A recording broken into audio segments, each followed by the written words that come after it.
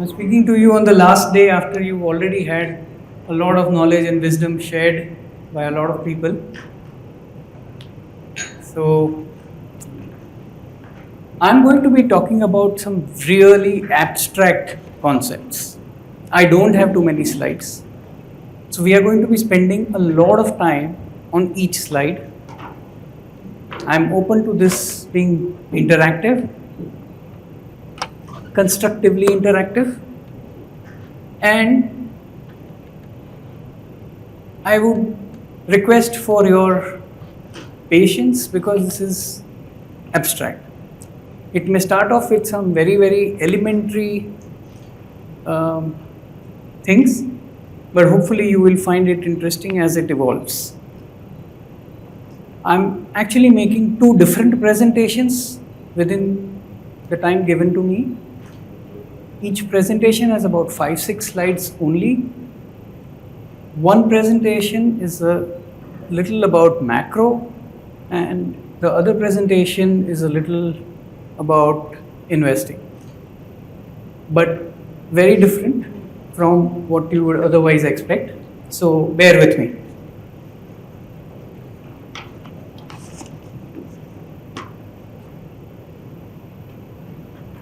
Oh, it's not here. Yeah, unlocked.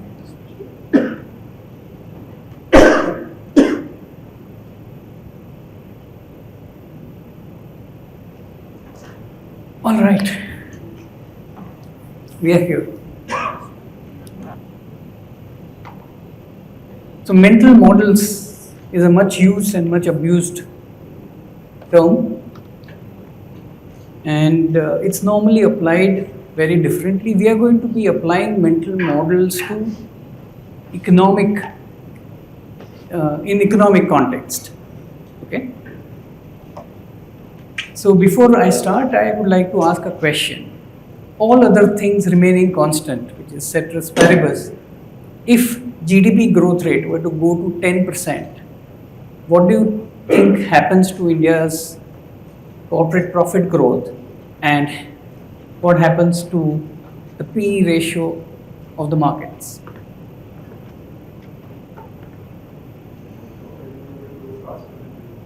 Sorry?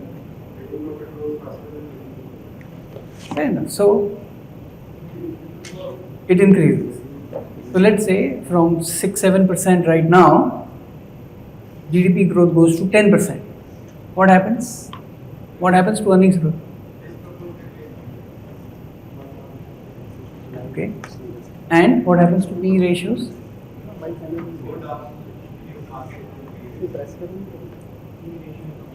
Yeah, that is mathematical. But would you expect markets to remain the same?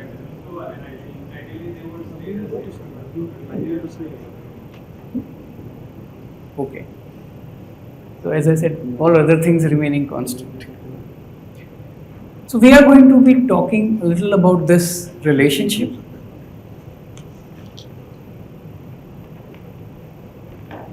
Right, there's a lot of text.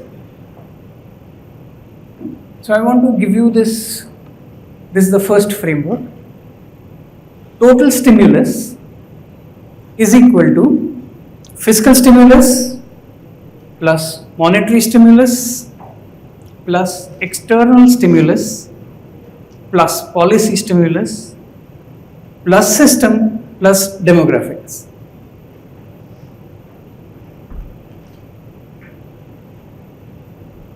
Just focus on the first one.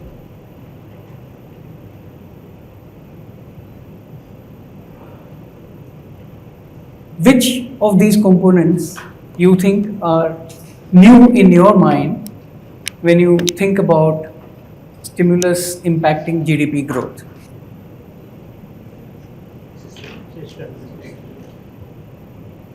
Okay, that's it? Okay. So let us go into each one of these. Fiscal stimulus, mathematically we all know, is central government fiscal deficit plus extra budgetary resources plus state government fiscal deficit. This is based on decisions taken by the government. So what is the total fiscal stimulus currently in the economy? Somebody be able to share? 6.5. If you include off budget, what happens? Right.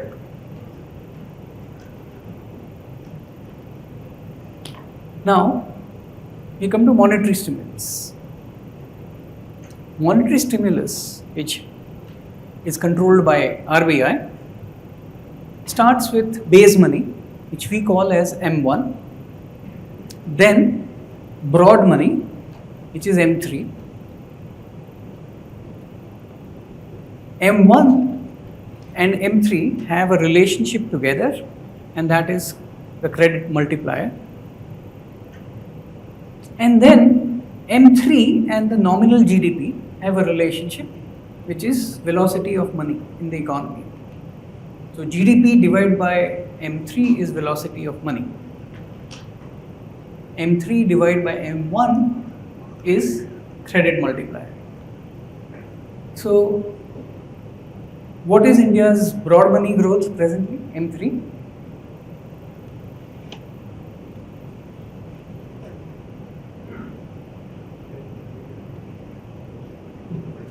Sorry?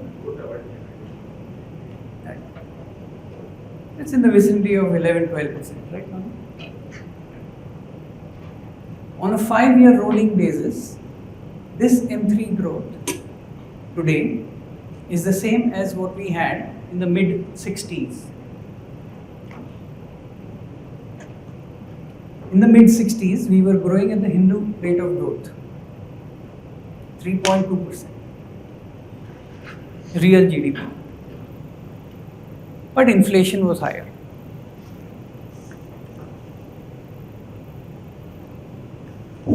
So would you say that monetary stimulus today is high or low?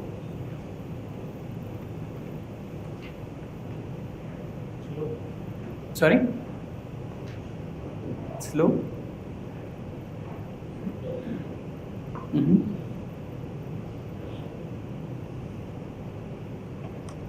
Think about it. It is only in the latest RBI policy that the governor shifted the RBI stance to accommodate. So prior to that, it was not accommodative at all, at least in RBI's mind. Then we come to external stimulus. External stimulus is driven by global trade, which in turn is driven by global growth, our exchange rate, both nominal and real effective exchange rates, FDI and FPI inflows, and forex arbitrage. Forex arbitrage in turn impact inflows. What would you say is the external stimulus high or low today?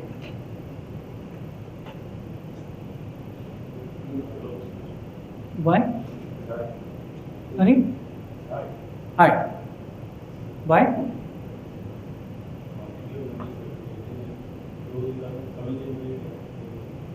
Quantity of?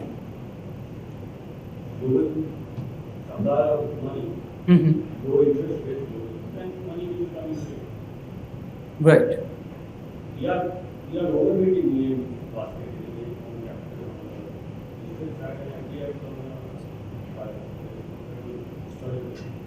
True. Any other perspective?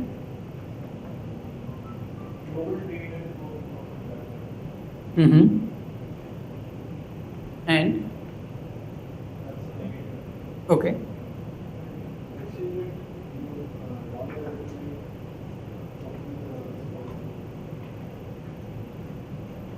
Is it the nominal exchange rate which matters more, or is it the real effective exchange rate that matters more? So where are we on the real effective exchange rate? Are we undervalued, overvalued? And what does that do? Is it a positive stimulus or is it a negative stimulus? Right. What about FX arbitrage?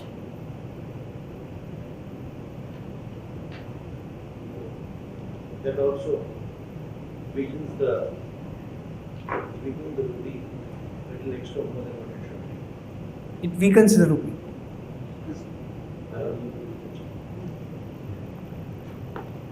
Your interest rates are high, you're getting in money. It actually is getting demand for the rupee, so it's selling the rupee. Selling the rupee. Interest rates differential adjusted for forward curve. Should it leave any arbitrage at all? Theoretically? No. Practically, does it leave any arbitrage? So hypothetically today, how in your mind is it a favorable arbitrage, in the sense is it causing inflows, or is it an adverse arbitrage? Is it causing outflows? Causing inflows. You're saying that because inflows are happening, or you're saying it's common sense. If I'm going to get more money, the return here than what I'm getting in my home country, so I will net off the interest. I mean the forex losses. So I will put it here. okay. Sorry? Right. Good. So we have some components of the external stimulus being favorable and some components being adverse. Now we come to the policy stimulus. Policy stimulus is nebulous, but it's very, very significant. In 1991, India undertook the liberalization program, and that policy stimulus had a long-term impact on India. Today, what would you say are the key policy actions which are impacting policy stimulus? GST. Sure. And yes, both. And Lack of reforms in certain sectors like labor and land, which is adversely affecting the. okay. Other than that, Plus the tight money conditions of the RBI. That that also. we've discussed in the monetary stimulus, right? Okay. So that you don't bring into policy stimulus. So policy stimulus is determined by the government and the courts. Yes, IPC said. The most important. So is that favorable or adverse?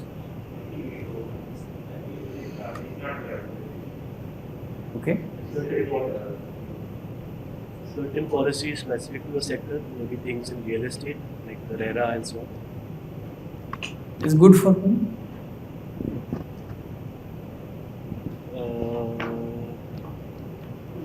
Right now, don't know. Right now? We don't know how it's going to play out. Okay. Hmm. Hmm. Right. So on balance, would you say reforms are positive stimulus at this point of time or negative stimulus? Kind of will disappear. The long-term effect of us. Nobody talked about demonetization. Was that a positive stimulus or a negative stimulus? Short-term negative, long-term positive. A lot of reforms may have a small dip and then over time pay off. Here's some businesses, but it's That will always be true for anything. Right? But in general,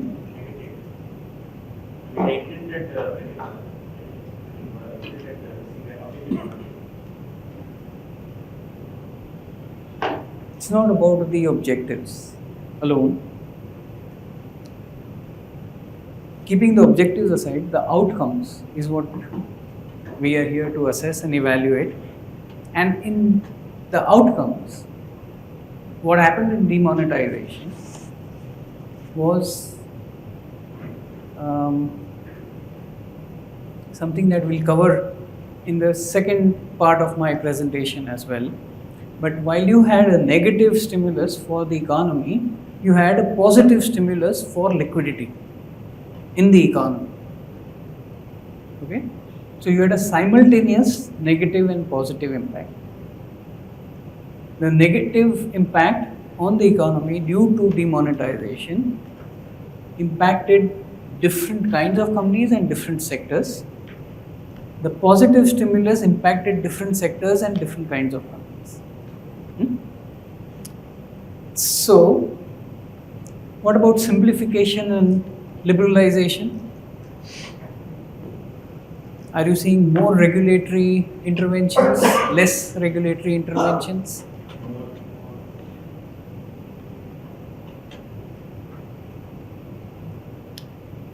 More of In some places there is more, in some sectors they are reducing it. As I mentioned earlier, in real estate they are regulating it more. In startups or enterprises they are trying to bring certain things down. Okay. How many startups do you know? Quite a few. And they say that intervention is low. In the recent past there has been that whole angel tax issue. No, forget the taxation. But they say that intervention is low.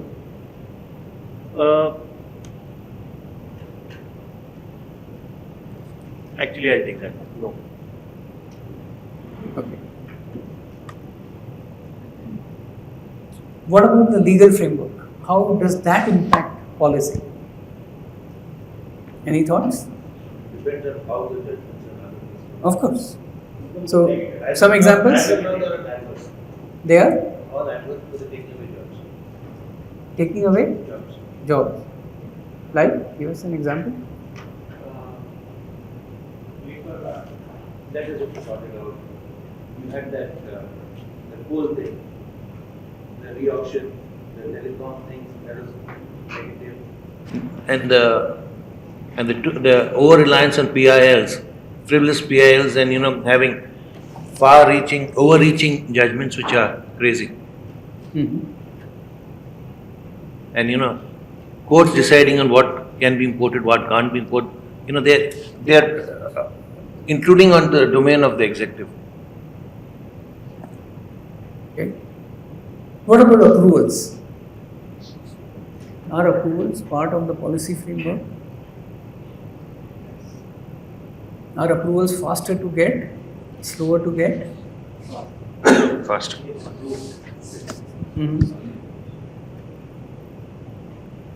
Give me some examples.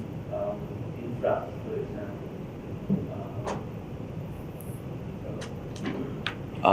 For example, solar is a big green ticket for Mr. Modi, and last year there were some policies that had come up in Karnataka which were reversed, and then the Supreme Court took fast action and got it reversed back. And just the speed of approvals in the solar space has improved tremendously, as I would compare in the last 5 years to the previous 5 years, and it's just seen a growth. So I do think it's not going to change overnight, but there's a light improvement. I can talk about this. Okay. Any other point of view? Either goal that is actually one most stringent is the environment clearance. So the environment clearance, earlier the norms were not that stringent, or the approvals used to be faster. Now those are getting more slow. Okay. Yes. So in my view, approvals actually should not be part of the policy stimulus. Approvals should be part of the policy framework. They should set up the framework out of which the approvals come out, and not make an approval part of a policy decision. I think that's where we are still lacking a lot. Right. So let me give you an example. Diwan Housing, promoter entity, WGC, sold Aadhaar in December to a marquee investor like Blackstone, they received approvals for that in May, almost 6 months after they signed definitive agreements to sell. And after that, you have to give a 1 month notice period. So they were able to get the proceeds only in June, and even in June, they did not get the full proceeds because one approval on the insurance agreement was still pending. Here is a company which is fighting for its survival, which is selling its crown jewel to pay off its creditors or to repay loans, and is not getting approvals for 6 months. And this is not an isolated example. So, approvals are important, and you're right, they should not be part of policy stimulus but part of the policy framework. But given the absence of the policy framework, they become part of policy. On balance, so what would you say? Is policy stimulus favorable or adverse? Sorry? Any other point of view? On balance, hearing all the points? Is it? Sorry? Okay. Then we go to the system. You all said that system was a new element in your mind when we talk about total stimulus. So first we talk about the financial system. The financial system itself consists of multiple components, and which I will cover later, but clearly you would assume that banking system, the para-banking system, the debt capital markets are all parts of the financial system. What do you think? Is it transmitting growth? Is it transmitting pain? Or is it not transmitting anything? No transmission? Interest rates are not getting transmitted. Okay. And then you had day one rule which just got reversed. So that created a lot of damage. Is what?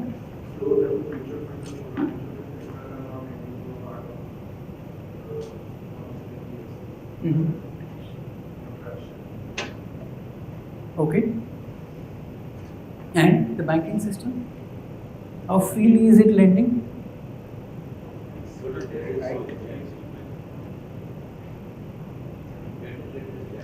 I'm sorry? Transmission of debt and the debt markets and the flow of credit to the people is totally jammed. There's a trust deficit. So if you look at the credit growth today across the full financial system, not just the banking system, we are still about 12% growth or so. What do you think is the largest contributor? Is it infrastructure lending? Is it personal lending? Is it corporate lending? Is Government it working capital lending? Government.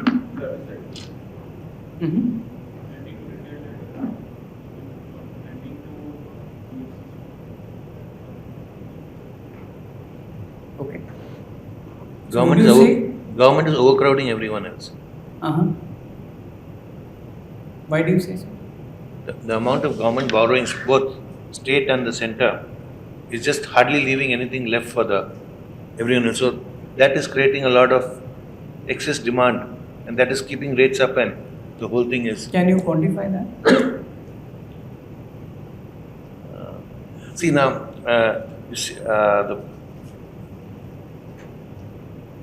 every year now, I think last year, the central government was borrowing about 7 lakh crores. The state governments put together have another, I think about 4 or 5 lakh crores. That's what 12 lakh crores is just going out of the system. And by RBI having that SLR and all that, it's to the insurance and the banking. That's directed lending straight to them. Otherwise, who would want to lend to the state governments? So And that's a good part, that because of this, the state governments are getting money. Otherwise, they would be at higher rates and people lend to them. But the other side, Okay, we will revisit this later on. So my question would be, is the financial system a favorable stimulus on balance at this point of time, or an adverse stimulus, or a neutral stimulus? adverse. Okay. The taxation system, is that a favorable stimulus today or an adverse stimulus today? Sorry? Okay.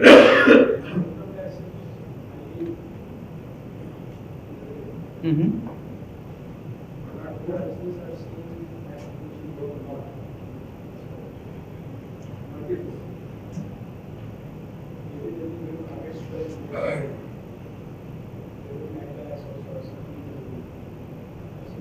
Okay.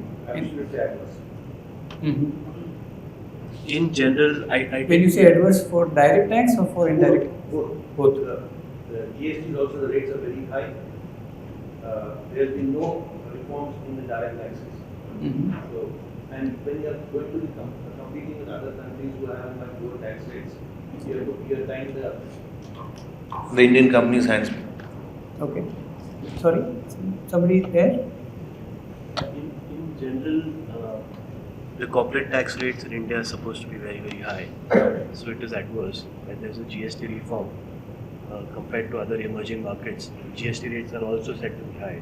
So it is adverse rate.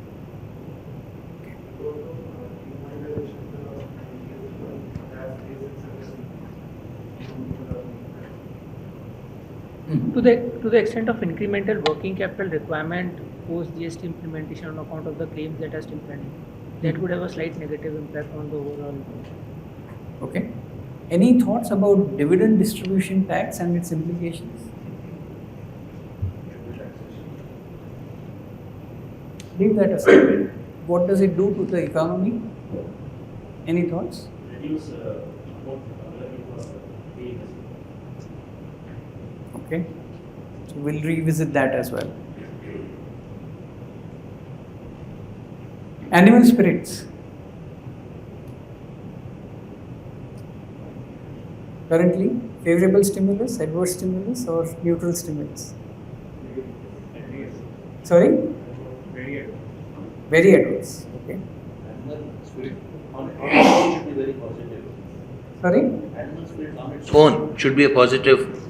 Yeah. Thing. But at this stage, are they positive? Again, depends on the industry and the business. You can't generalize on that. Last 5 years, India has seen a massive inflow of Hmm.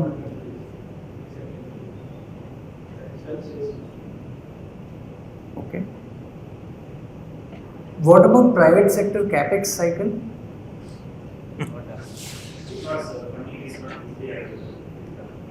How much?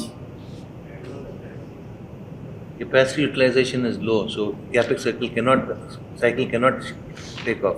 Right. So it's absolutely. Would you be surprised if I were to tell you that capex cycle is the lowest? Private sector capex is the lowest in the last 5 years. Possible. Would you be surprised if I were to say it is the lowest in the last 10 years? In absolute terms, huh? Not inflation adjusted. Would you be surprised? No. Would you be surprised if I were to tell you that it is lowest in the last 14 years?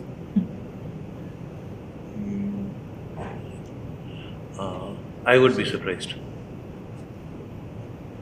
You should check the data. It's lowest in the last 14.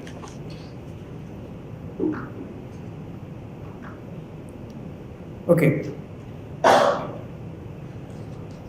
Enterprise ecosystem.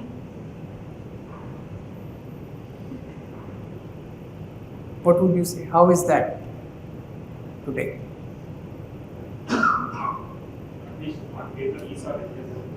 Okay. Very tough. I think the angel funding networks, venture capital ecosystem, private equity ecosystem is far better than in the past, right? So on balance, what would you say? Is the system favorable or adverse or neutral? Adverse. Okay. Demographics you all know, so I won't get into that. Would you say we are in a virtuous cycle or are we in a vicious cycle insofar as all of these stimulus put together? Virtuous. Any other point of view?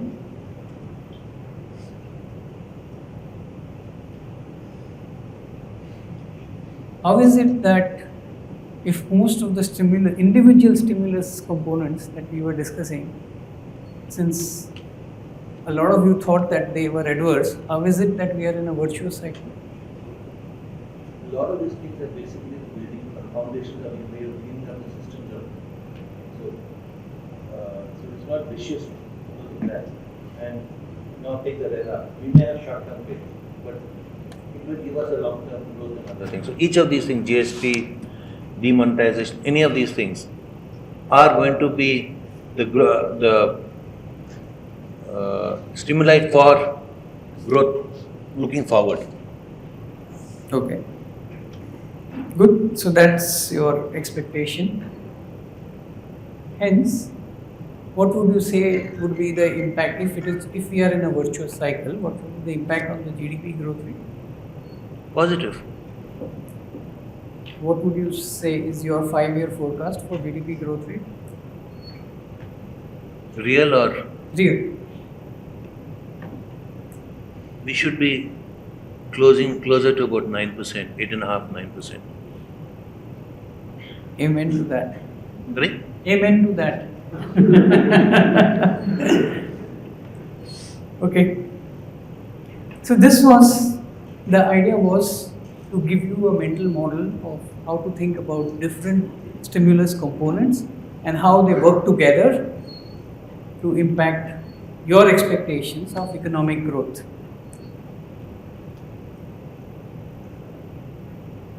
So one question, all these factors which you talked about, are there any 1, 2, 3 specific factors which you weight more?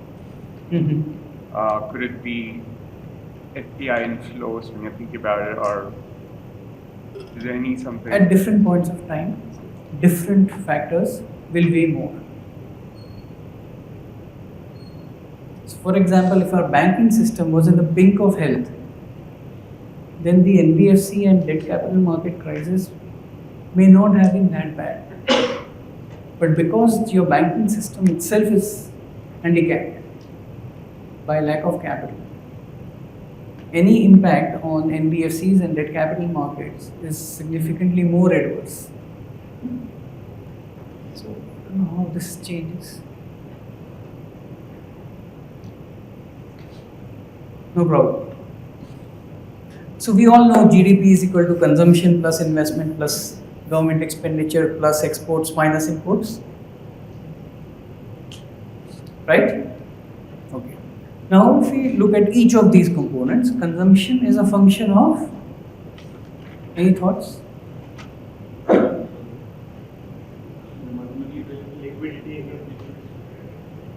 Liquidity in the system. So, credit availability for the consumer. Okay, what else? Wage growth. Wage growth, right. So household income here. Okay, what else? Savings rate. Savings is what you don't consume. Savings is an outcome. Any other factors impacting consumption?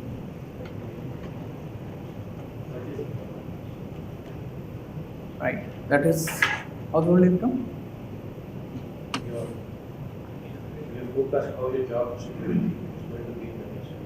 Which is consumer confidence.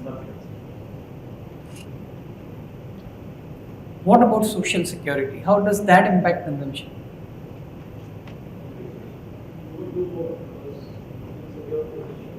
Exactly. So I've listed out some indicative variables here. So consumption is a function of those variables. Investments are a function of what variables? Any thoughts? Investments, higher you say, Uh-huh. more you put the credit. Okay. Plus, foreign, Okay. plus So- demand. Okay, so that would be business confidence. Then credit availability, you mentioned. What else? Financial conditions. Growth visibility. Anything else? Risk capital. Risk capital. Very good point.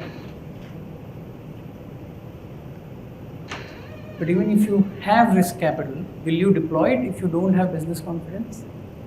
Absolutely, that's the thing. So you're not going to, don't have capital to risk, you're not. Right. Okay. What else? I'm sorry? Interest rates. The cost of funds? Here, credit cost. Okay. Let's go to government expenditure. That's a relatively simple one. There are only three elements: the revenue deficit, interest, and capital expenditure by the government.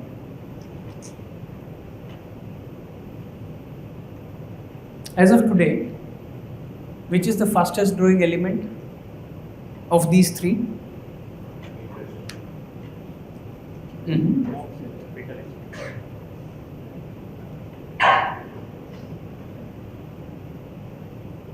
So depending on which element is growing faster, you will expect the economy to behave differently.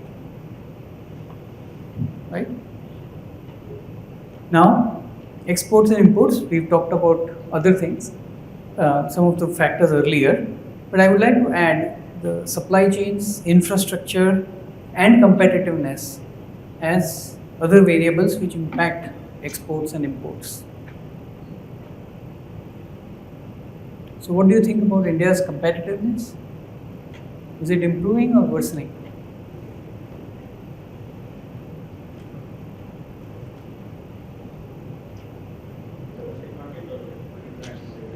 Competitiveness, we would presume global. Sorry? Okay. Other than exchange rate?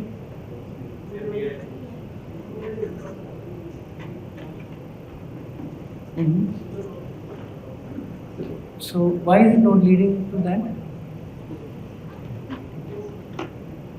Sorry? Non-oil, non-gold, are they increasing? What rate? Okay. Is anybody concerned about India's competitiveness? Okay. So another way of looking at the GDP is agriculture plus manufacturing and mining plus services, right? Now, let us step aside and think of GDP in a different way, GDP growth especially. GDP growth is equal to investment as a percentage of GDP divided by ICOR, incremental capital output ratio. Very simplistic formula. Would anybody know current investment to GDP ratio?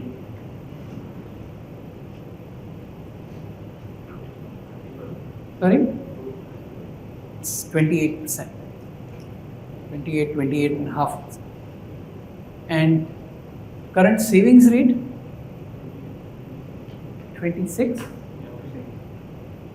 And the difference between investment rate and savings rate will always be the current account deficit, which is 2.3%. Okay? So if investment to GDP is 28.5%, then what would be our ICOR, assuming that we are growing at 7%? Could be 4. Historically, has this been better than 4, worse than 4? Do you think our ICOR has improved or has it worsened? Yes, worsened. Mm-hmm. Because savings rate in terms of corporate household. Sure, savings is down. More or less, Mm-hmm. but the fact that we have a higher savings rate and a higher investment rate, and GDP growth rate was higher. We believe those numbers are there. We go with the premise that they are true. We remember that 34, 35 was 25 and now it is from almost the same place. Exactly. And now it is. You're right. So by and large, ICOR has been very stable for India at around 4 times. Therefore, you know what we say about ROE and sustainable growth, right? If you grow faster than your ROE, what happens? You need to borrow. And if you can't borrow, you need to dilute equity, right? And if you grow slower than your ROE, what happens? You'll have surplus cash. So if we are growing faster than the rate at which our ICOR permits us to grow, or we try to grow at a pace faster than our ICOR permits us to grow, what will we need to do? We will need to borrow more, right? Or dilute. In this case, borrow more will mean fiscal stimulus, where the government borrows more. It will also mean balance of payments being favorable because you are borrowing from the global economy. Right? So you have money coming in. Right? That's also borrowing. Or how do we dilute? We dilute by privatization and disinvestment. Right? So if India needs to shift from the current 6-7% GDP growth rate to, let's say, an 8% GDP growth rate, what do we need to do? Assuming ICOR is constant,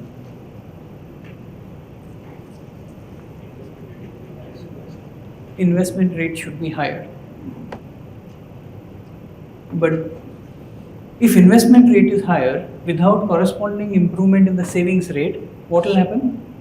Current account deficit will widen. Are you with me? Yeah. And the current account deficit is compensated by the balance of payment, right? Which is what causes the net inflow. So these are variables to keep in mind, and which is why I emphasized on ICOR. We talked about the GDP growth rate being a function of M3 growth. The GDP growth is also a function of factor availability and factor productivity. Apart from capital, which other factor are we talking about here? So what is happening to Indian labor availability and labor productivity?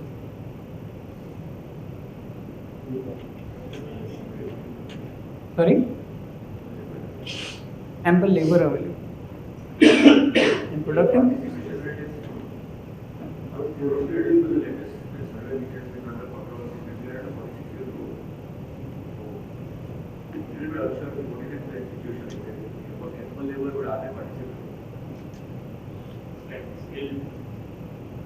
So it's a resource that we have, and if we are not able to tap that resource properly, then we are leaving a few percentage points of growth on the table, right? So this was the second mental model, again related to macro. We will now, okay, this is the third one. So now we will come to the point which you mentioned. Sure. How do you think we should monitor labor productivity? Because this is one term I think even the Federal Reserve have sometimes difficulty trying to understand how to actually like monitor the labor is getting productive compared to the past and things of that sort. So as I said, I'm not trying to reinvent or redefine what it should mean. I want to go by whatever other statistics available. Rather than spending time, because I don't have the resources to measure labor productivity at a national level. I'll go by the data which is compiled. Anyway, savings have three components: household savings, firm savings, and government savings or dis-savings. Okay. So of the savings rate today of 26.5%, what would you say is household savings? Right. What would you say is corporate savings?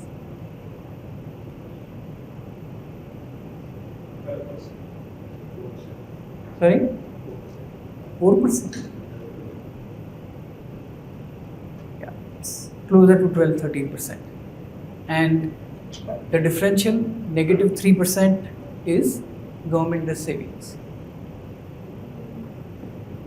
Now, the savings, household savings of 17% have two components: financial assets and physical assets. How much is financial assets out of the household savings? Little over 50%.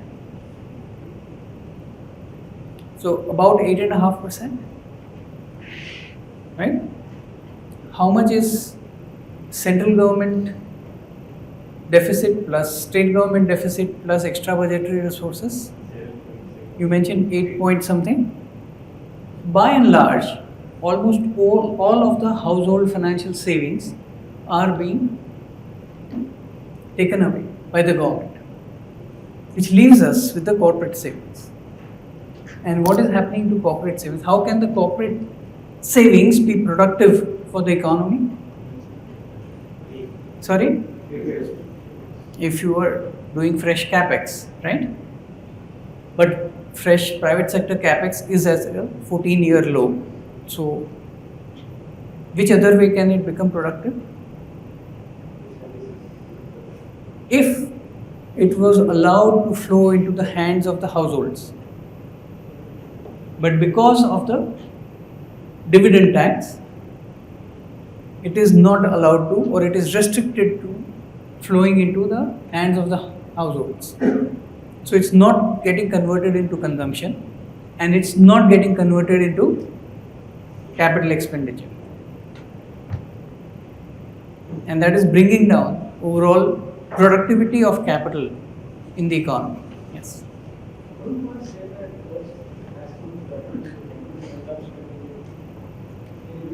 No, but to avoid the tax, I will not pay dividends.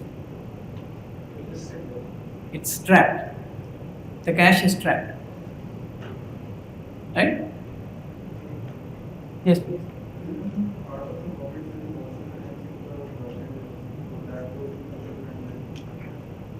True, it does.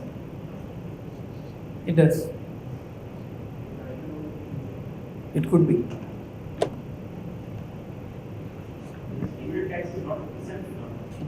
Has been there for quite long. I mean, I think more than 10 years or so. It's not 2007. So, I mean, this factor, I don't know whether we can attribute to the current It builds up. cumulatively. But more than dividend distribution tax, I think that is more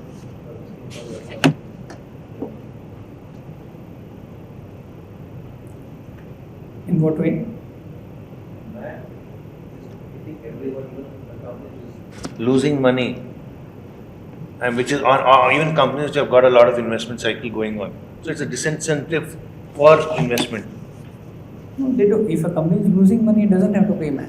No, I'm saying for a person who's investing, a company investing money, but making some profits, Hmm. but it has to pay the basic thing, the dividend, I mean, the depreciation will not be taken fully. So is it not another, other incentives? So, See, I personally think that MAT does not have the same negative implications that a dividend distribution tax has. The issue is that globally, wherever MAT is there, if you make losses subsequently, you are allowed full credit of the MAT paid earlier. In India, we do not have any such concept. So it's a one-way street. That is the negative component to my mind, but not the other way around. I don't Cash. think MAT results in trapping of cash.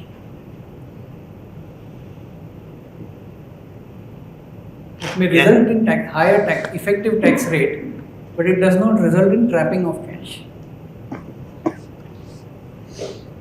Okay. Firm savings. It can either go into corporate capex, or corporate working capital, or corporate financial assets, which is the point that you were making. That it goes into financial assets. If household, what do you think has happened to India's household debt over the last 5 years? Any thoughts? How much? What is the current household debt to GDP? Sorry? 21. Any? 28. 40%. So, I'm saying household debt to GDP, not household debt to household income. Household debt to GDP is 18%. What was it 5 years ago? 12%. In these 5 years, on a nominal growth basis, GDP has grown close to 13-14%. Therefore, GDP has almost doubled in these 5 years, which means household debt has tripled because we've gone from 12% of GDP to 18% of GDP. Right?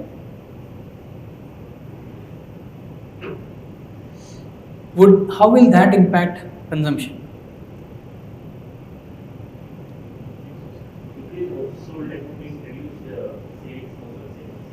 Yes, but it is also preponement of consumption. Right? And if the economy goes into a household deleveraging zone, then what happens? Consumption gets postponed. So at this point of time, we are in the preponement zone.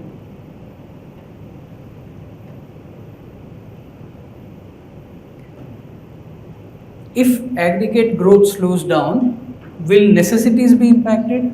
Will staples be impacted? Will durables be impacted, or will services be impacted the most? Sorry? Durables. So anything which is discretionary, right?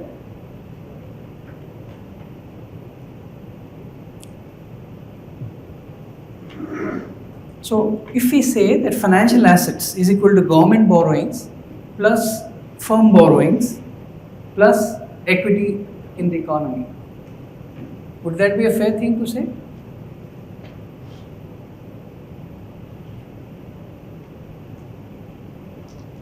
If our GDP growth rate slows down, what will get impacted the most? Amongst the three? Sorry? No, between these three. Government borrowings, firm borrowings and equity.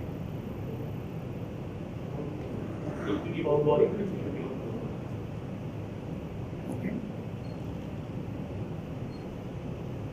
We already talked about the financial system, which is banking system plus para-banking system plus debt capital markets plus equity capital markets. So, what would you expect if GDP growth rate goes down? You would expect flows to which of these to slow down? Equity markets only?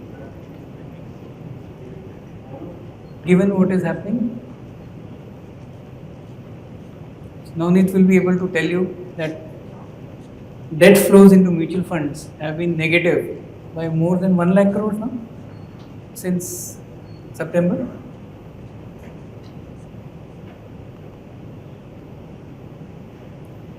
We talked about credit multiplier as a concept. Mathematically, credit multiplier will be 1 upon the preemption ratios being SLR and CRR, and credit deposit ratio being 1 minus the preemption ratio, which is SLR plus CRR. So today, what is SLR plus CRR? Anybody? Sorry? 23, right. Therefore, your credit multiplier should be in the vicinity of, right, and your credit deposit ratio should be in the vicinity of 77%, right? Where are we currently on our credit deposit ratio? Would you know?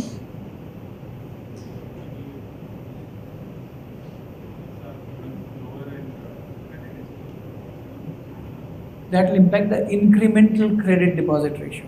But as of now, credit deposit ratio,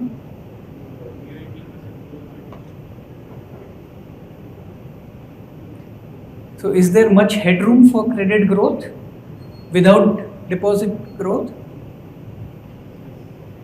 Right. So if there is less credit growth, what becomes the driving factor for credit growth? Deposits. What are deposits growing at present?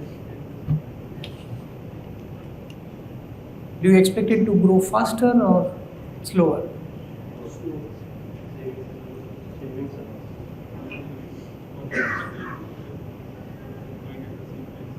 Sorry?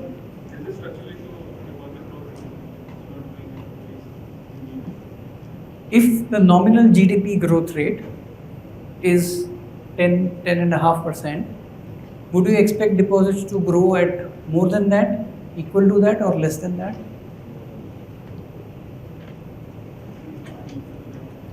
Right? But which is the case today, right? It is close to equal to that. So why are we concerned on deposits? We are concerned on deposits not because it is less than the GDP growth rate, but because at that growth rate, it is becoming a limiting factor for the credit growth, which in turn is restricting the GDP growth. Right? So, when you are constrained for deposit growth, do you expect rates to go down or do you expect rates to go up? Sorry?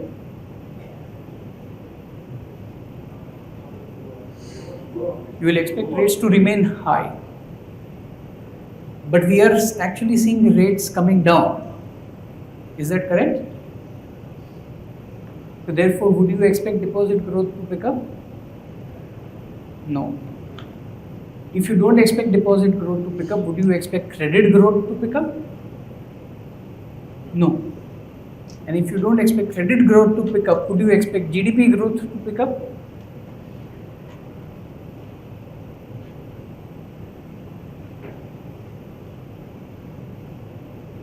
So what I'm trying to share with you are the different constraints to improvement in GDP growth that we have today. Okay. Corporate growth is equal to, this is the fourth model. We are now shifting to the corporate sector.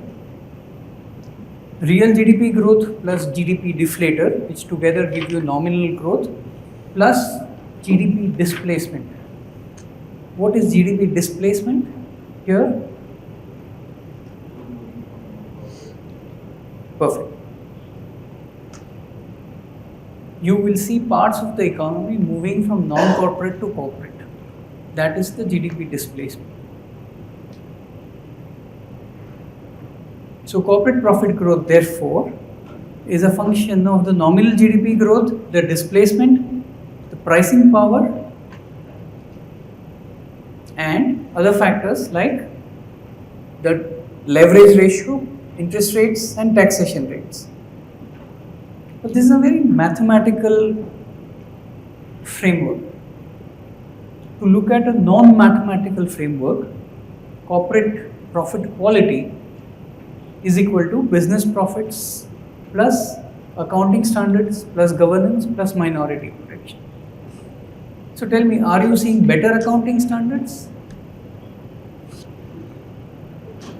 Are you seeing better accounting diligence? Are you seeing more disclosures? You will now have half-yearly cash flows, right? In addition to half-yearly balance sheets. Right? So as an investor, you're far more empowered.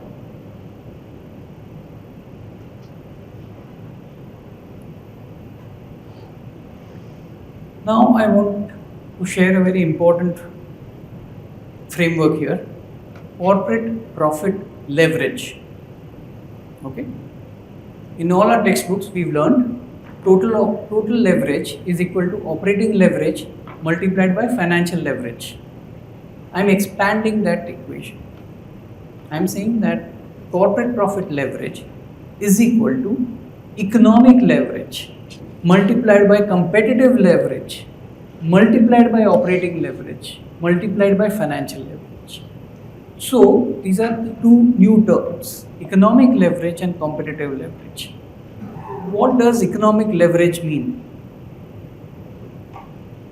If a particular company is growing faster than the nominal GDP growth rate, it would be growing faster for multiple reasons. Maybe that sector is growing at a faster pace. Maybe that company is taking market share away from other players in that sector. These are the two variables, economic leverage and competitive leverage. After demonetization and GST, we are saying that there is a formalization of the economy. So a structural shift from unorganized to organized sector. That would result in positive or negative economic leverage? Positive, right? Within the organized space, because of the credit crunch, lack of refinancing, we should be seeing a movement away from the weaker players to the stronger players. So the stronger guys will become stronger. That is positive competitive leverage or negative competitive leverage?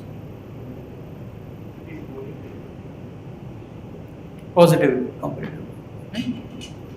So therefore, being with the leaders becomes that much more important.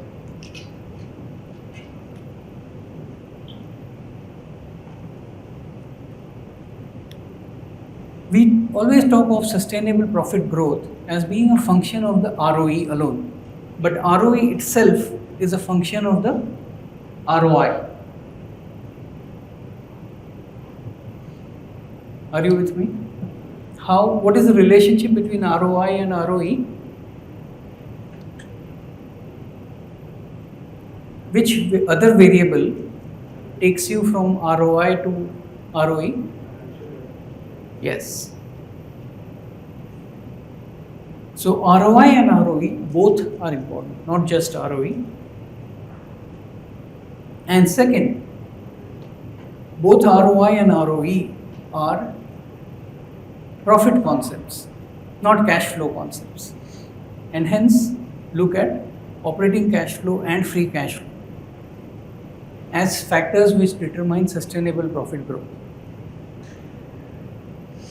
Lastly, the durability of that corporate profit growth. These are all softer aspects, what I call as intangibles. And we'll see more of these intangibles in the next part, in the next presentation. Okay? Now we go to the last framework. I'm sure you will all agree that markets are a function of liquidity, of flows, of financial conditions, financial channels, market infrastructure, and friction costs. Are you with me? Is there any disagreement on any of those variables?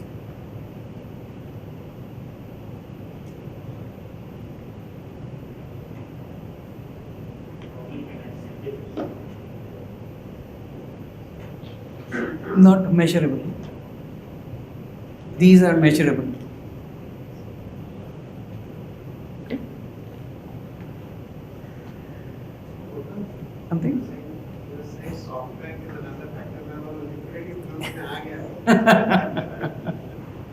Right. Sorry? What does markets mean? I am not differentiating between equity markets and debt markets here. So I'm saying this is generic for both.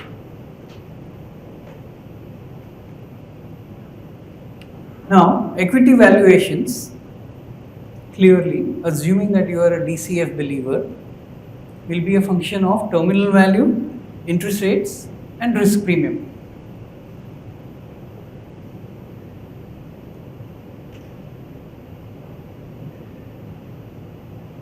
And of course the interim cash flows. Right? However, I want to emphasize on the fact that equity valuations are equity flows, equity supply, and equity shrinkage. You've all heard of equity flows, you've all heard of equity supply. I'm guessing that you wouldn't have heard of equity shrinkage. What I mean by equity shrinkage is how the aggregate quantum of equity in the capital markets is shrinking. And why is it shrinking? Either because of buybacks or buyouts or mergers and acquisitions or zombie culling. What is zombie culling? If Jet Airways goes down, that market cap is eliminated, right? Those shares are gone.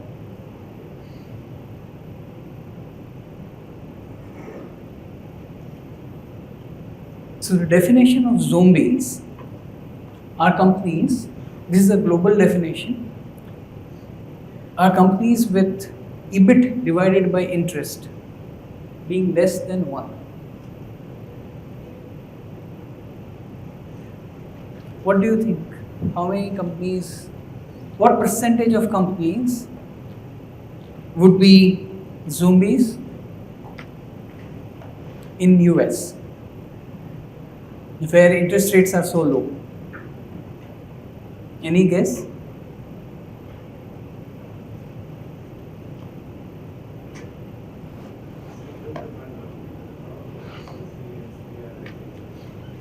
%8. What would be your guess about India? Sorry? Okay. You can figure that out and mail it to me. Anyway, so these 4 factors are shrinking equities. In India, the buybacks are driven more by tax saving to circumvent the dividend distribution tax. But globally, that is not the case. Corporate balance sheets are leveraging up and buybacks are increasing. So the shrinkage in global equity is happening at a much faster pace, especially in America, than anywhere else. Do you know what quantum of global debt is now in negative yield territory? I'm sorry? 40%. In absolute terms? $12 trillion.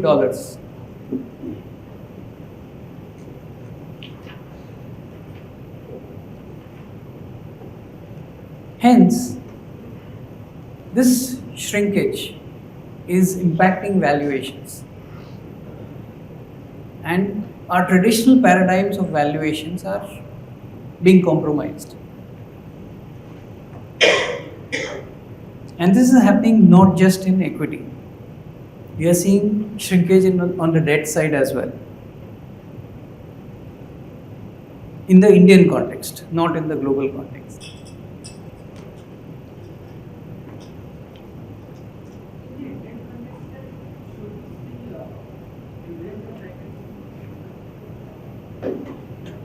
If interest rates go down dramatically, you will see buybacks increasing rapidly.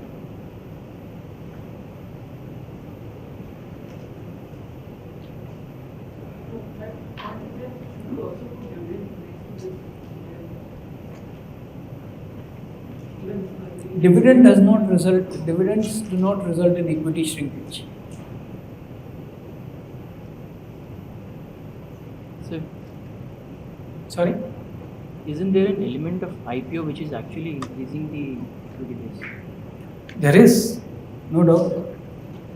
Is it that the shrinkage is compensating for that, or is it more or less Shrinkage is easily greater than the quantum of IPOs in Indian context? in Indian context,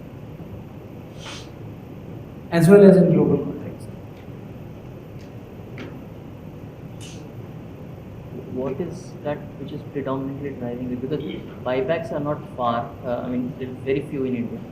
Is it the last two or the last one? Both buyouts, M&As, Once in a while that you have a reasonable size buyout that is happening. you're only thinking of the listed markets. The number of buyout transactions in India have gone up dramatically.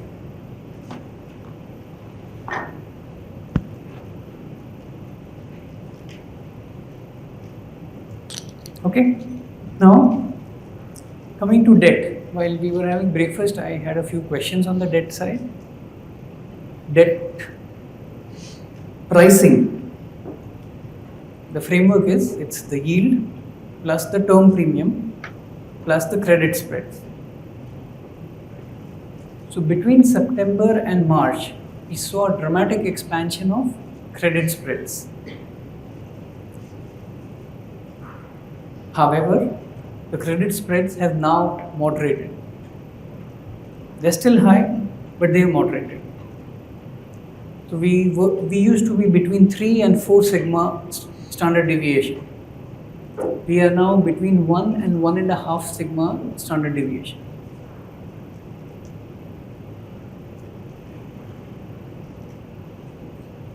In terms of the term premium, what should be happening? If we are growing fast, then what should happen to the yield curve? Yield curve should steepen if we are growing fast. Are we growing fast? So how should the yield curve be behaving? Is it flattening?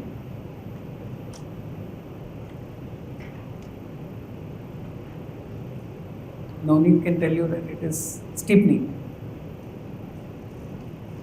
With growth coming down, we are actually seeing a steepening of the yield curve. Maybe that's a good question to ask Navneet in the break. Sorry? And last thought that I would want to leave with you is enterprise value is not market capitalization plus debt, but rather the risk adjusted present value of a company's terminal value.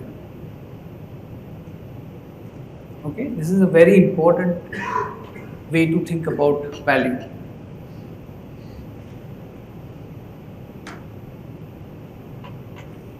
If you think about value in this way, then you will arrive at enterprise value first.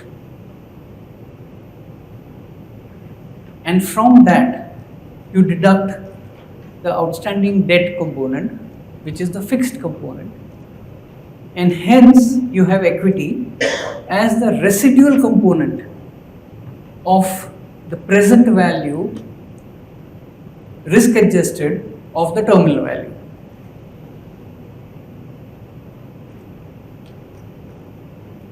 Then equity is truly the residual value.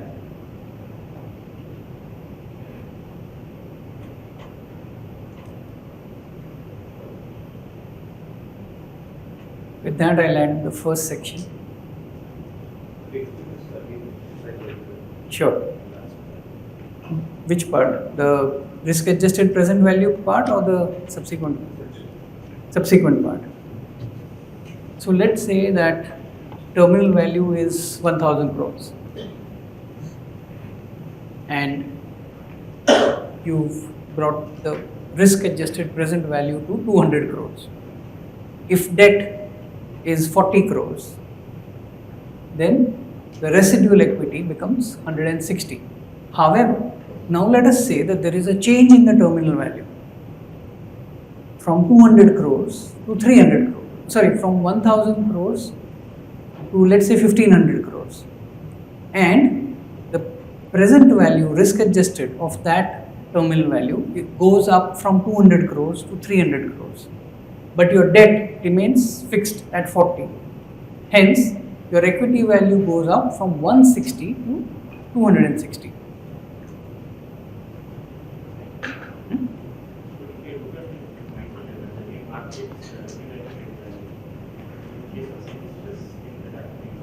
For example, data average. The enterprise value, you're saying that outstanding debt is already there, plus market cap, of course that is coming down. So, I mean, in reality, there is no value for this company. But, I mean, theoretically, you're saying whatever the outstanding debt that is faced, assuming market capitalization it becomes zero. That is the Negative. Actually, equity value should be negative. Yeah, but in this equity, outstanding debt, which is plus zero. But in reality, It's not. So therefore, the value of the outstanding debt is also demolished. Right? that is also very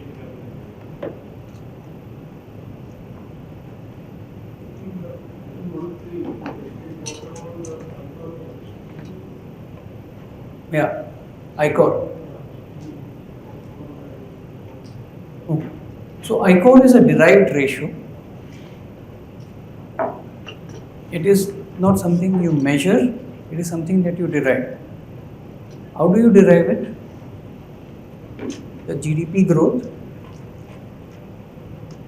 divided by incremental capital deployed to achieve that GDP growth. Okay, that ratio gives you ICOR. This of course gives disproportionate importance to capital as a factor of production in an economy.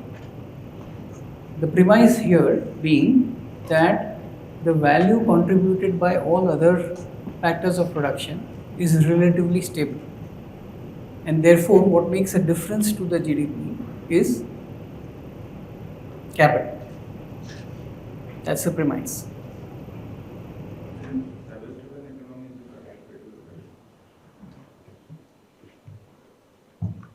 You're right, maybe it is not, but this formula does not differentiate.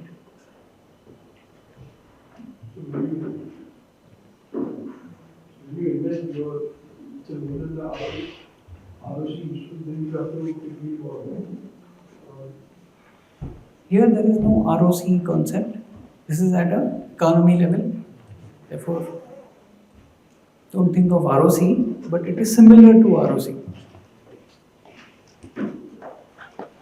An ICOR of 4 will imply what? An ROC of 25%.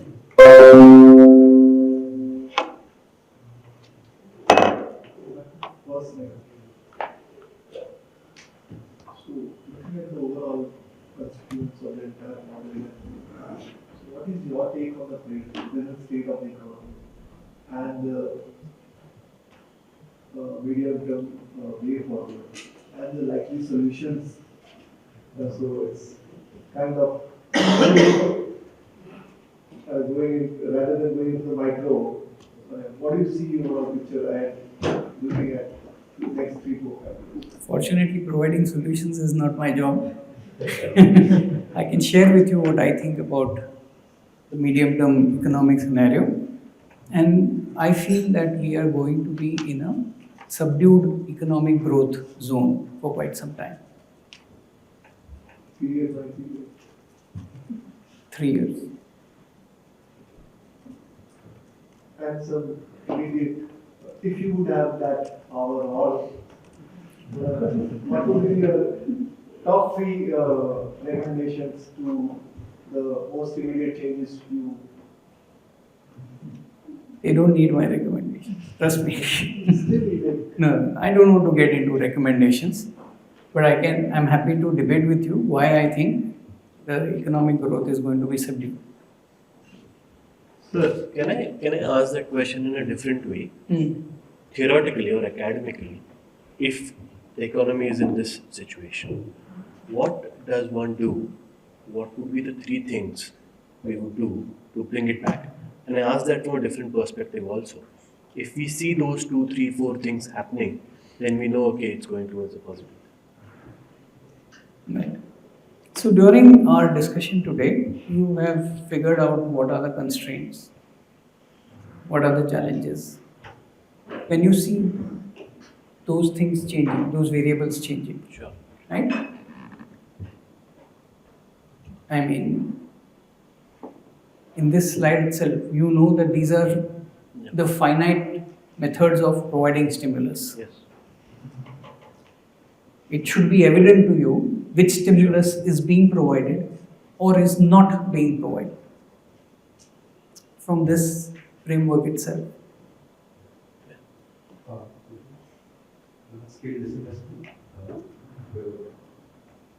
Large-scale disinvestment would result in significantly greater government spending. So that would be a fiscal stimulus. Yes, if the disinvestment is materially different, yes. Do you believe labor productivity and increase to labor productivity leads to unemployed labor? It's both a boon as well as a challenge. If you can redeploy that labor, reskill that labor, that will be phenomenal. Whether we can do so as an economy or not is open to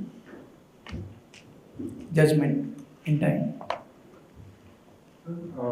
So Prashant Jain was here, and he gave a very interesting statistic that even though our debt to GDP ratio is lower than some of the advanced economies, because of the higher interest rate that we have versus the developed economy, the interest to GDP at household level may not be as low as it appears on the debt side.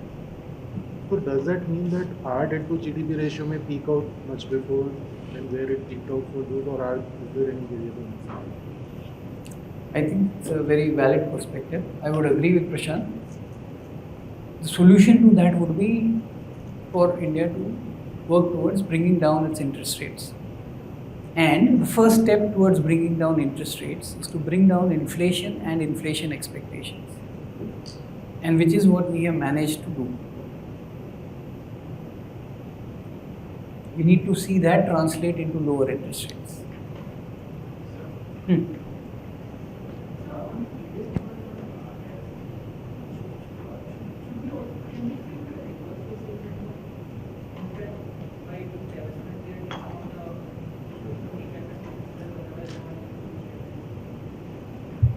It may also be strategic capital, right? Yes. And more importantly, if they take it out and then don't spend it, that's a different outcome. If they take it out and then spend it, that's a different outcome. Last question. Yeah. Sir, in terms of all these mental models, how do you think about that when you deploy your portfolio, in terms of portfolio construction, how would you use these mental models? Good question. So I use it as a lighthouse, but not as a radar. Yeah. So I use it to get a sense of the direction. I don't micromanage it for my equity investments. That every change in the macro variable in my mind will result in change in my portfolio strategy.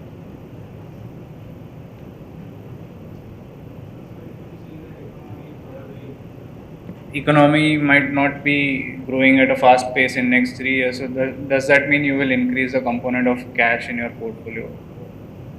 So I don't use cash as a market timing tool. So I will not do that. But if I were to use it, and if I were to use it as a radar rather than as a lighthouse, then I would use it. Understood. But as I explained to you, I don't use it as a radar. Alright, thank you. We move to the next one.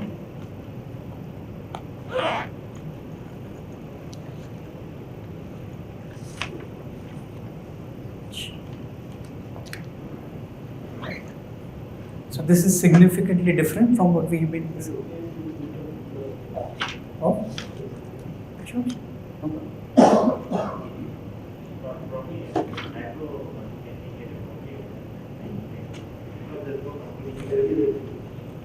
So I'll be handing over the presentation to them. You can discuss with them. Okay. So now we change gears. We come on to the investing side, and I'm going to be talking about intangibles today. I firmly believe that there is a significant shift away from tangibles based investing to intangibles based investing, and hence I have chosen this subject today. What are some of the intangibles that you would think of, that come to your mind as an investor? Sorry? Brand. What? I could not hear you. Intellectual property rights. Intellectual property rights, okay.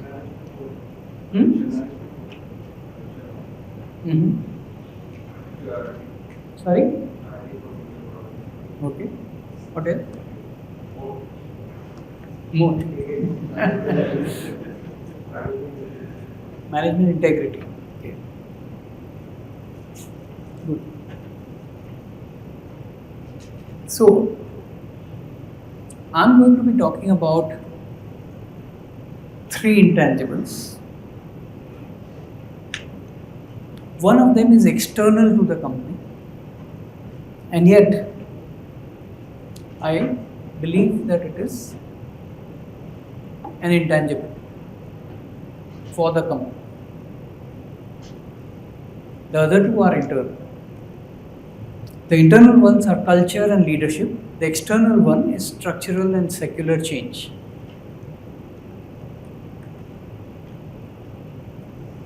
You will notice that I am not talked about most of the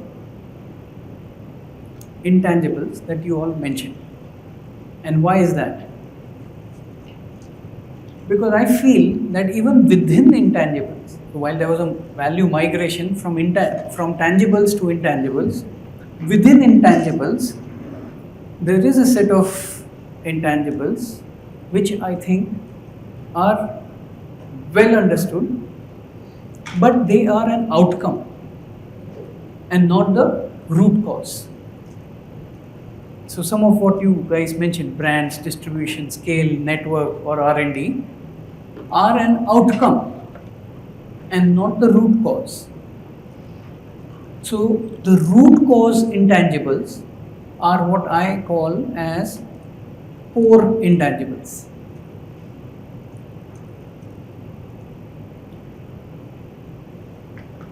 And why am I differentiating? Because the durability of the intangibles that we all just discussed is coming down. And why is it coming down? Because of tech disruption, business model disruption, displacement, and many other factors.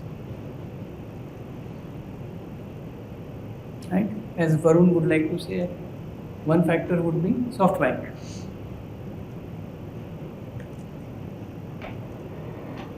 Therefore, I believe that there is a thematic value migration towards the core intangibles, which are secular change, culture, and leadership.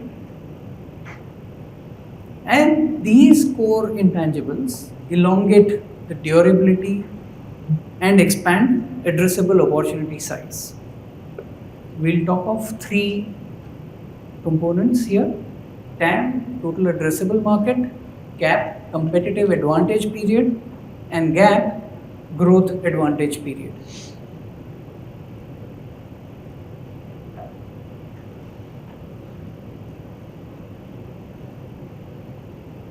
So I'm sure all of you know about Amazon. How did Amazon expand its TAM? Anybody?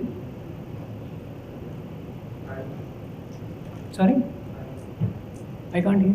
Go ahead. Prime. Okay. Go back much further. How did it expand? It started as a book, electronic bookstore, right? How did it expand its TAM? Multiple categories and multiple SKUs. What is its target on SKUs? 1 billion SKUs.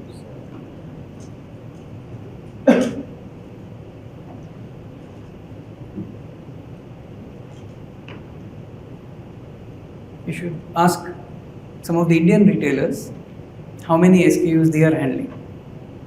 And then you'll realize what does it mean to think of an aspiration of 1 billion SKUs. I'm sorry? You should ask Jeff Bezos. You should ask Jeff Bezos.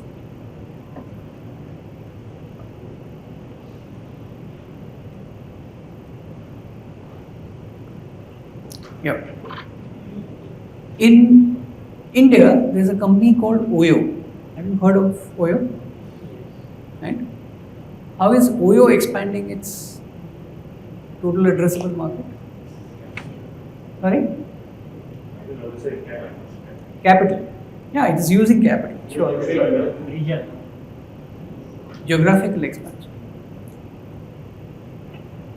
It's already the second largest room owner in the world, on its way to becoming the largest room owner in the world.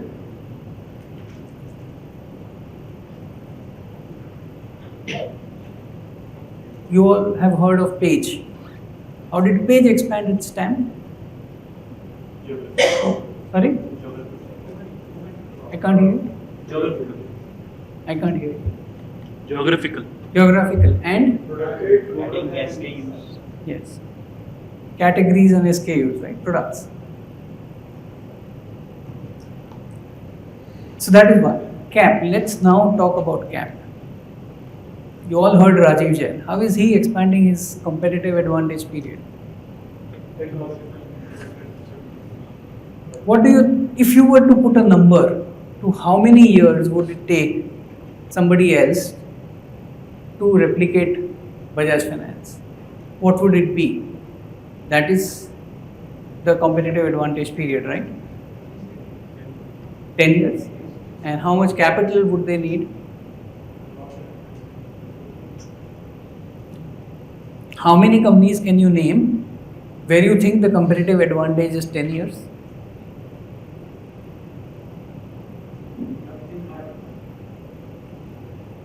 How many companies can you think of which would have a competitive advantage of 20 years? And can you think of any company which has a competitive advantage of 30 years? Sorry? Either. I think Amazon and Microsoft Cloud is pretty much. Where will you put them? 10, 20, 30? think potentially Disney. Sorry? Disney. Disney. It has Where? these 10, 20, 30. 30 years. It has Mickey 30? Mouse. Yeah, which can live. What would you say for Amazon and Microsoft? I would say at least 20. In the Indian context, anybody? 10? Of course. So, Nestle would, in your opinion, would be what? How many years? 10, 20, 30?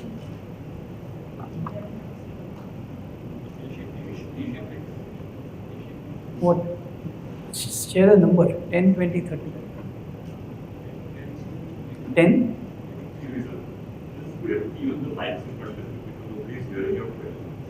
So just press the button and speak and press the button once you're done. Thanks. Sorry. No worries. Thank you. How will you value a company where you think the competitive advantage period is 10 years as compared to a company where you would believe that the competitive advantage period is 30 years? Yeah, but what would be the order of magnitude difference?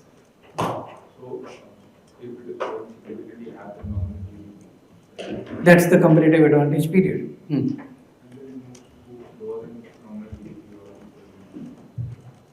I know. So, how will it impact your multiples? Same company with a 10-year cap and the same company with a 30-year cap, what would you say? How will you change your multiple? So, will it be?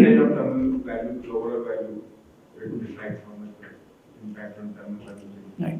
So, will it be 3x, less than 3x, or more than 3x? More than 3. There has to be some compounding. So it will be probably 9x. Right. So, what would you say about a company which can expand its TAM but not expand its cap?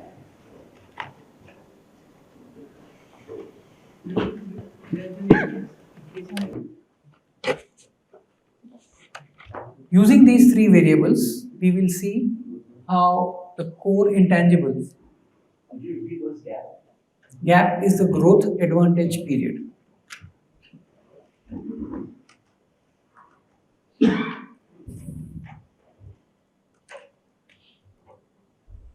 Using these, yes,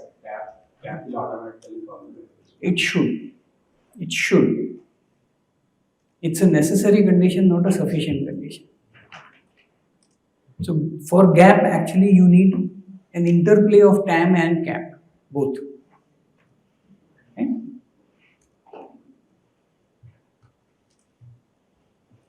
So, I want to first talk about the external intangible, core intangible, which is structural and secular change.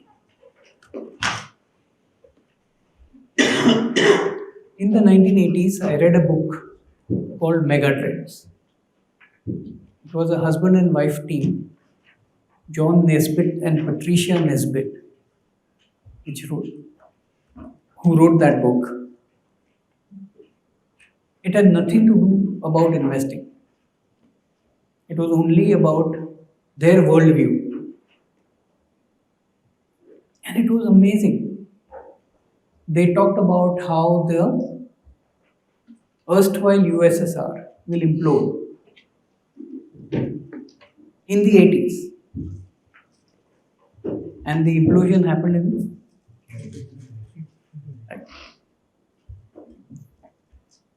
and many other such things. So,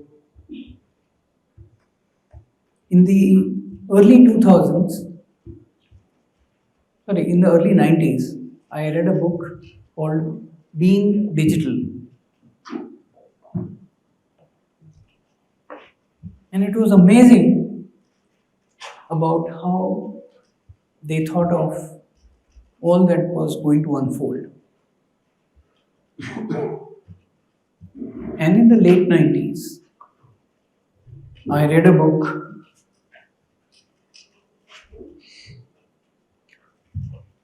I forget the title, but it was about the death of inflation.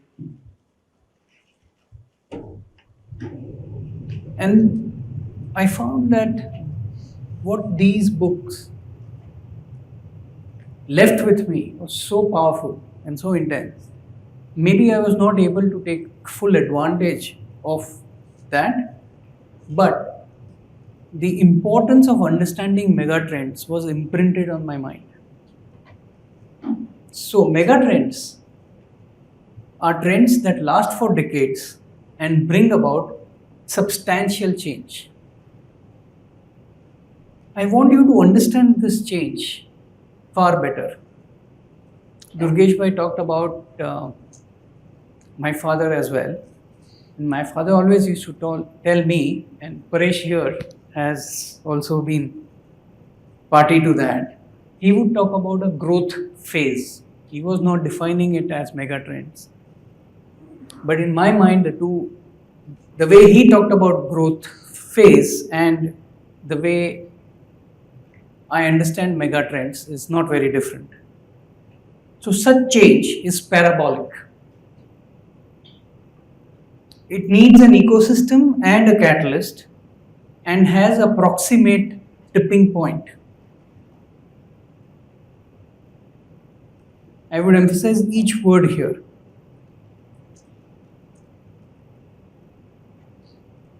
We are not talking of linear changes. We are talking of parabolic changes, which is non-linear change. We are talking of change which is not a spike or an aberration, but a change which is an outcome of an ecosystem and a catalyst. And lastly, we are talking about a change which is building up and which has a proximate tipping point. Such change can be internal or external, domestic or global. So there are no rules about what kind of change can be a megatrend.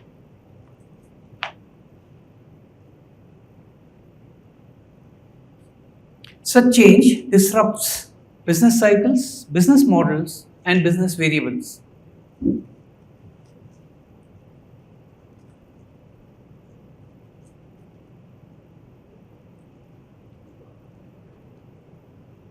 Such change can be driven by regulation, policy, technology, evolution, or migration.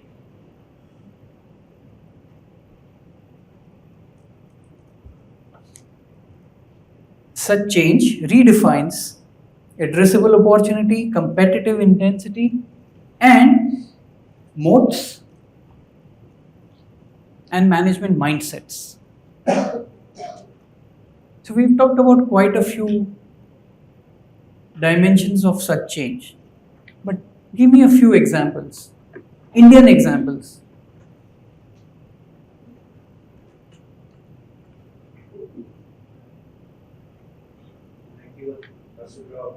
Sorry? 91? Narasimha Rao, liberalization, was a secular change.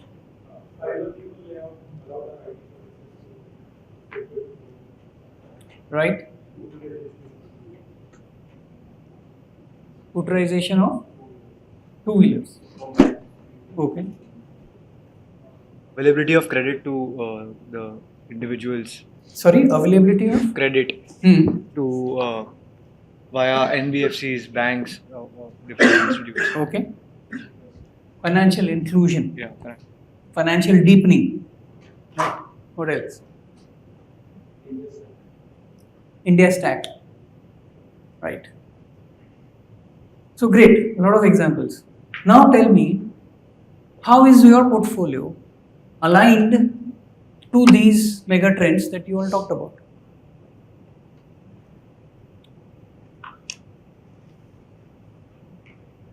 Investing in long-term companies like insurance, maybe it's a very, very underpenetrated or a new trend that has emerged. and general insurance and life insurance are two. Which is products. fine. Yeah. Is your portfolio aligned to that? Yeah. Have you invested in Yes. that? Yes. Great. What else? The point I'm trying to emphasize is when asked about mega trends, a lot of us can come up with a lot of mega trends. And when you look at your portfolio, you find those mega trends don't find a place in the portfolio. For some reason, they are misaligned. I would urge you to think of mega trends, and when you think of mega trends, those that you have conviction in, see how you align your portfolio to those mega trends. Such change makes reinventing necessary in multiple dimensions.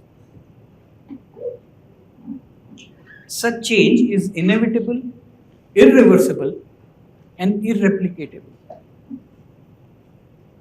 What do I mean by, inevitable and irreversible, you would easily understand. What do I mean by irreplicable? These changes don't happen very frequently. And therefore, you cannot react or reinvent or revisit in exactly the same way. I remember when I used to be in school, Durgesh Bhai and my dad would be discussing, and they would be discussing how introduction of motorbikes in India would be a growth phase in their terminology, which I call as mega trends now. And at that time, there were two IPOs which had come up. One was Hero Honda and one was TVS Suzuki. If you were able to pick that mega trend and ride it for the next 15-20 years, mind-blowing wealth would have been created.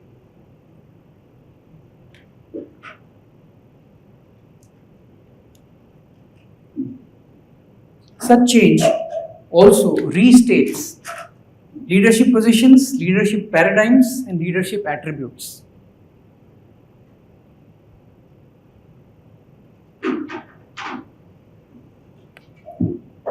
Can you give me one example of this?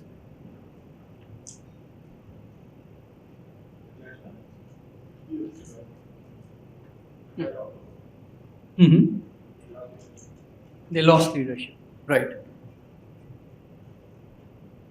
Leadership paradigms? Bajaj Finance?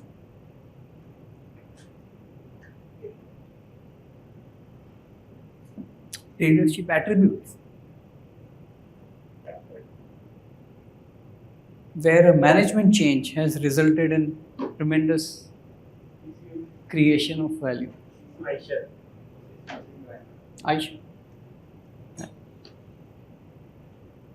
And remember that this change could be for the better or for the worse. Right? So, a mega trend which was adverse for telecom sector was the grant of the licensing, right? You granted 15-20 licenses at one go. The second, yes.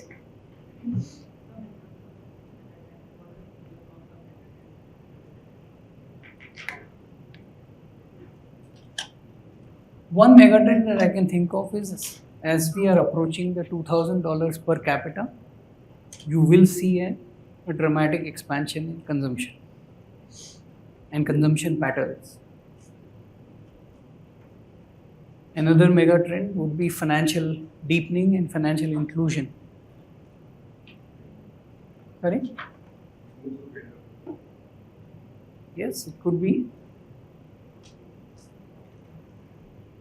A third one is going digital.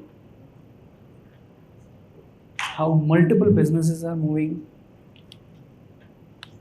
in that direction. That is a mega trend. That will have various implications.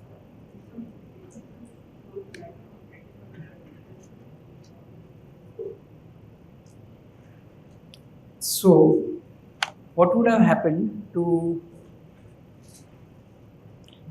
Jubilant Foods if it had not embraced the aggregation platforms like Zomato and Swiggy?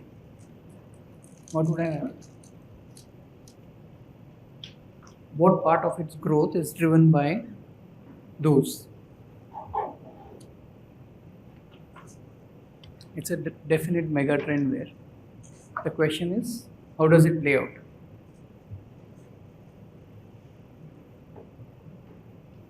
I hope that helps. Yeah. Oh, yeah. Can we have different mega trends playing out in different geographies in the same, in different segments in the same geography? Is it possible? For example? Example, like we just mentioned about the GDP growth, is it, sorry, the per capita GDP as it crosses $2,000. Now, we as an affluent society, we are thinking about something different. We are talking about EV and digitization and all. But in the hinterlands, it might be more about a pakka house or something that we take for granted in our life, which is not there so much. A two-wheeler, a four-wheeler. So we might see a reduced demand for two-wheelers here, but we might see increased demand for two-wheelers there. So there might be a electrification here. But there might be the traditional economy might start moving there. So we might see a mega trend in here, one different mega trend here, one different mega trend there. Yeah, Can it be possible? There would be multiple mega trends playing out at any given point of time. You should, and that the quantum of influence of each mega trend would be different. The duration of each mega trend would be different, which is what you have to pick and choose. Okay, we go to the next core intangible, which to my mind is culture. Has anybody read the book Culture Code? Culture Code, right? Okay, quite an interesting book, though I feel it's a limited definition of culture. But I think it's a very interesting perspective on culture. Culture Code.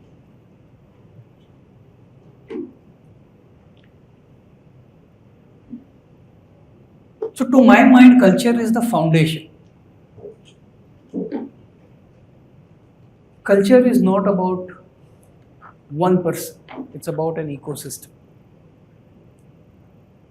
It encompasses many dimensions, including ethics, empowerment, systems, risk and prudence, regulations and compliance, knowledge and wisdom, zero tolerance, and I'm sure you can add many more attributes to it. But that culture is all pervasive. That culture is not static but is dynamic. It keeps on evolving. But the core remains the same. The core culture remains the same.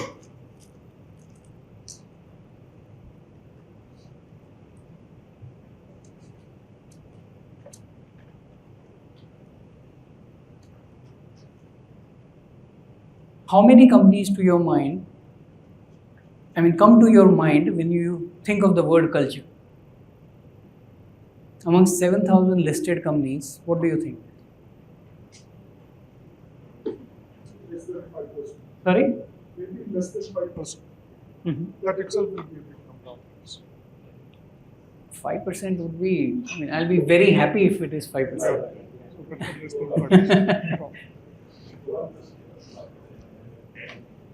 Yeah. The idea is for you to appreciate that finding a company with culture is rare.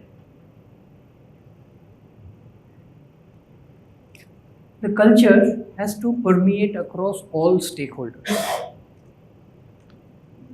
You cannot have culture only for one set of stakeholders. Would you say corporate governance is a subset of culture? Sorry, corporate governance? Is a subset of culture? Of course.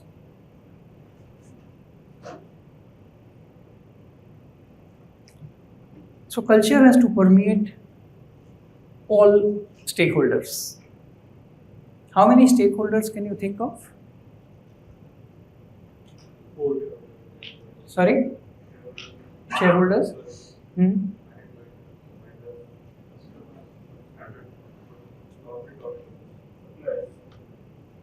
Okay. So I have looked at 3 stakeholders here. The first one is customers. Your culture determines the way you deal with your customers. And the way you define, engage, and service your customers will determine the current customers, the potential customers, the churn, and the migration of those customers. It will also determine your wallet share, the loyalty, the engagement, and the trust that they have in the company.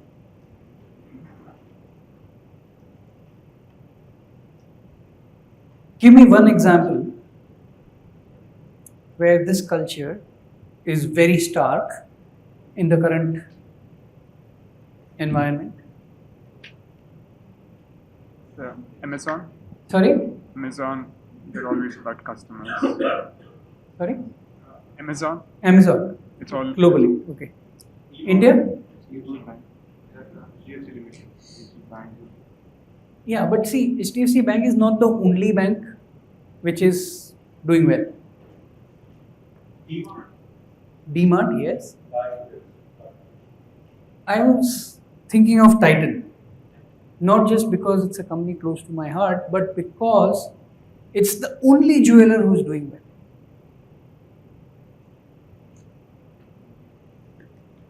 And what sets it apart? That culture, which breeds credibility. It symbolizes trust. The second set of stakeholders are the employees or the team members. Everybody talks about attrition and so on.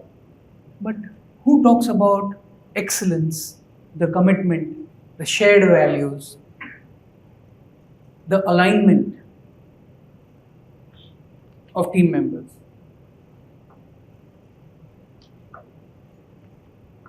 I forgot to mention on the customer side that the way that book Culture Code talks about it is to say that all of it is captured in one number, and that is the Net Promoter Score, NPS.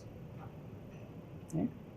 So if you do a large enough survey of a company's customers and potential customers, you will find some, let's say X% as people who are promoting the company or have a favorable opinion of the company and tell you that I will speak about this company favorably to others.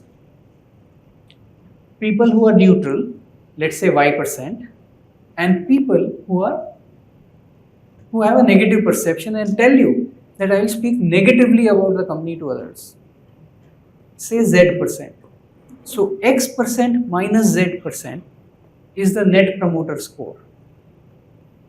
Apple has the highest known Net Promoter Score as of today, or rather as of the last survey, a little over 60%.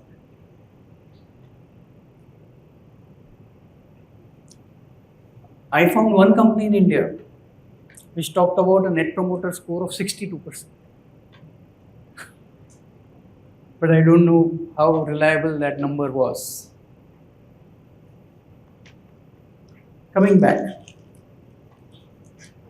how alignment is achieved is a great reflection of how the company thinks about its team members.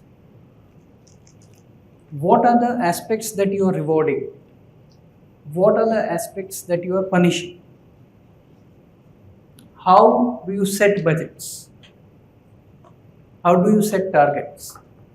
How do you react to non-achievement of budgets and non-achievement of targets? Are all elements of your culture.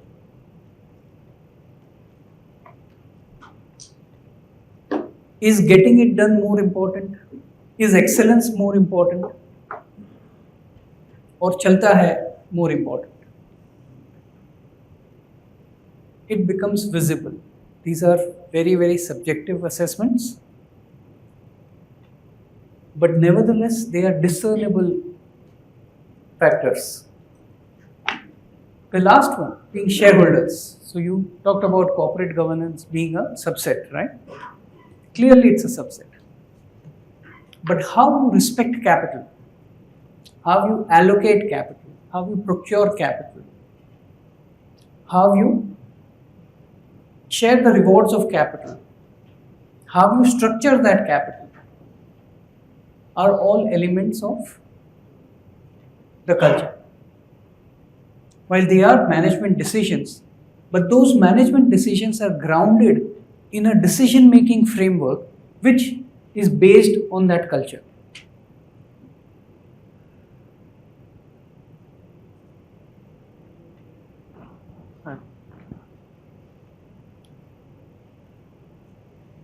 Sir, could you talk a little bit, when you met the Titan management in 2001, within the culture, what is it so impacting you?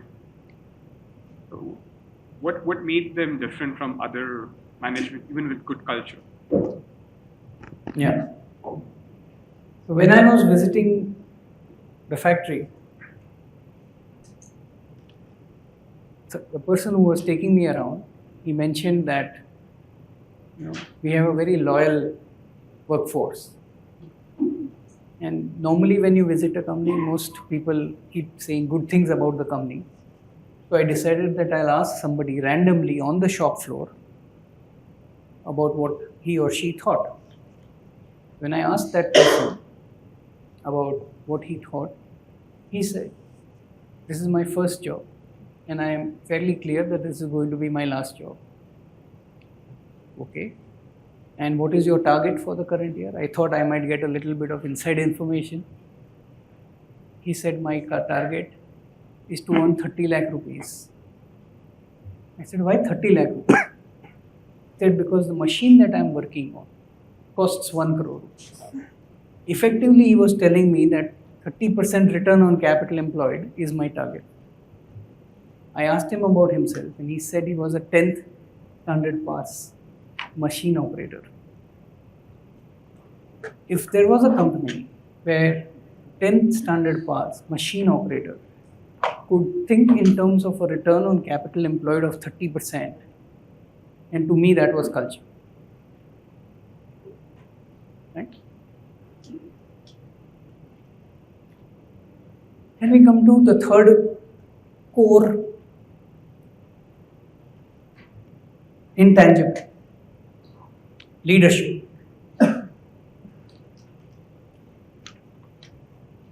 We are in a dynamic world today. You need to have an adaptable leadership. A static leadership will not work.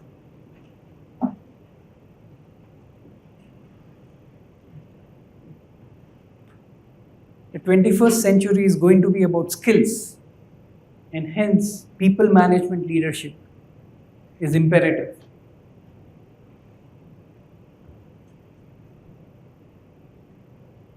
There is more and more granularity in decision making. You think about segments, you think about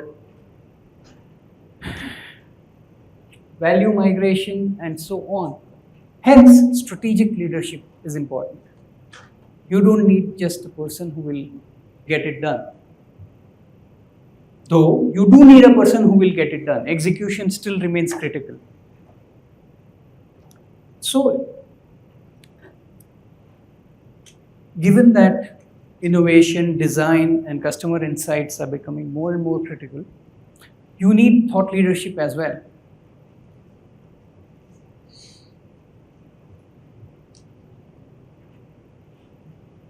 Are the companies in your portfolio having these attributes? At least some of these, if not all of these.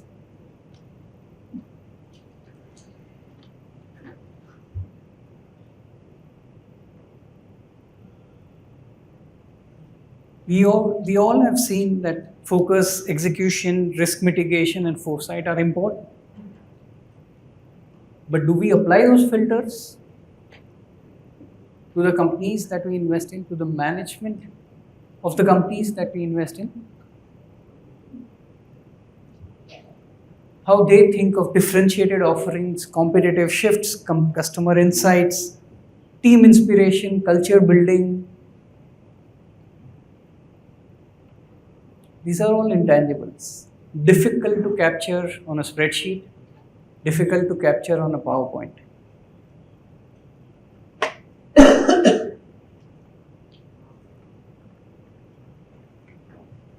How many management teams think of TAM, CAP, and GAP? And all of these attributes should reflect in either market share or incremental market share or profit pool share or cash flow pool share or segment mix.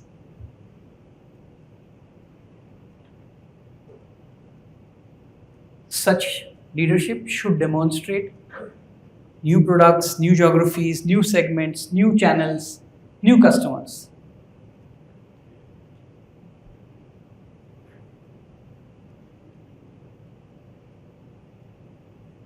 So, would somebody like to say what percentage of their portfolio they think demonstrates these attributes?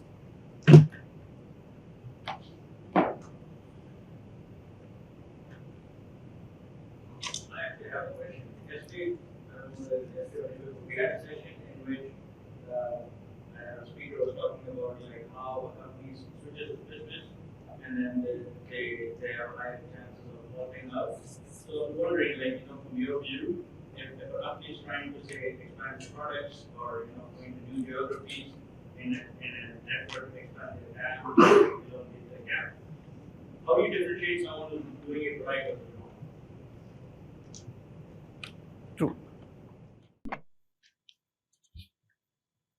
I will leave you with these three thoughts. But don't think of these three thoughts independently and separately. What happens when you get all of them together?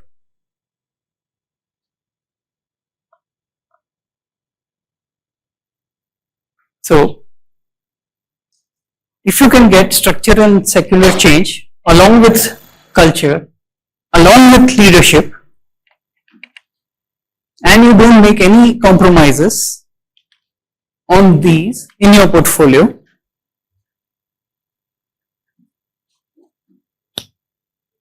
it would be a great portfolio. Probability.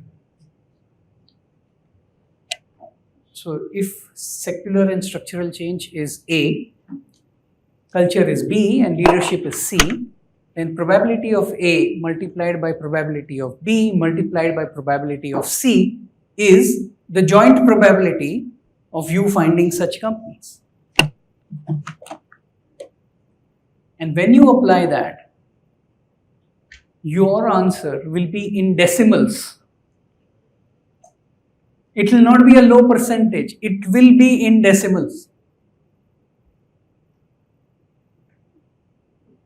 which tells you how hard it is going to be to build a portfolio of companies where you can find intersection of these intangibles. But apart from it being rare, it's also a question of discipline. Are you able to say no to all of it? Which is where the no compromise element comes in.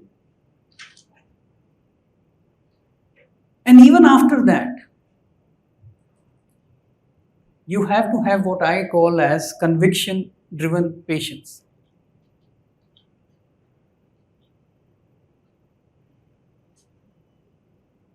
And that might be the rarest, though it is in your control, but it might be the rarest.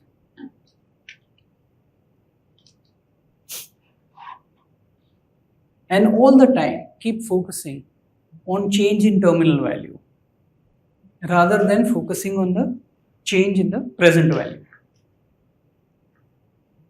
Because the change in the terminal value will be a multitude of the change in the present value.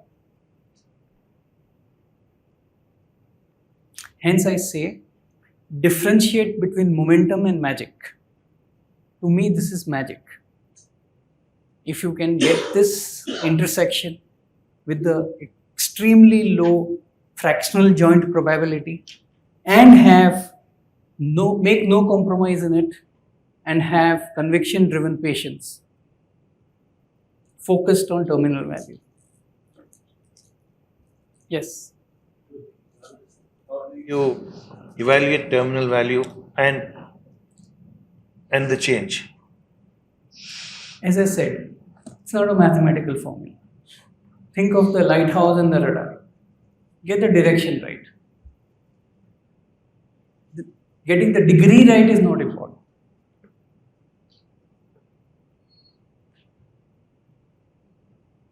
More often than not, when you find companies which have this great moat, you've spelled it out right, but typically we just get a feeling, right? As you also said, you get a feeling. But the minute you look at the PE, it's already factored in. So it's very difficult to understand when it's fully factored in, when it's not factored in, because these are very qualitative things to it. It's difficult to put it on number. I agree. They are. And which is why I have not brought valuation into the framework at all. Not because it's not important, but because this is more important. So you build your micro universe on this basis. Something in the micro universe you will get at some point of time. And then over a very long period of time, you will have more and more such instances which help you build a no compromise portfolio like this. You cannot build a no compromise portfolio at one shot at a point of time. Effectively saying that over a period of time you get a sense of what works, what doesn't work, when to discount that moat to what level. It's sort of an art, as you say. It is an art. Yeah. Surely an art.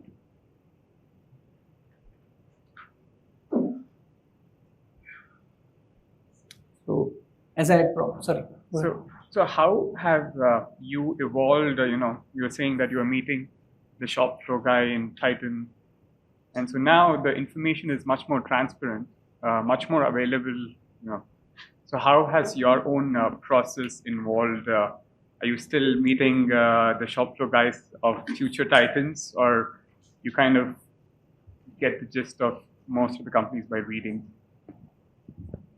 I still think it's a combination of the two, and hopefully since then I have also evolved. But the probability has not changed.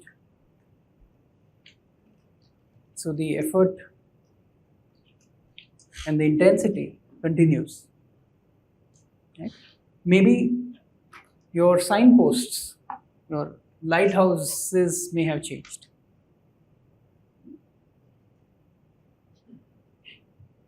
Any other questions? Much lesser questions in this session.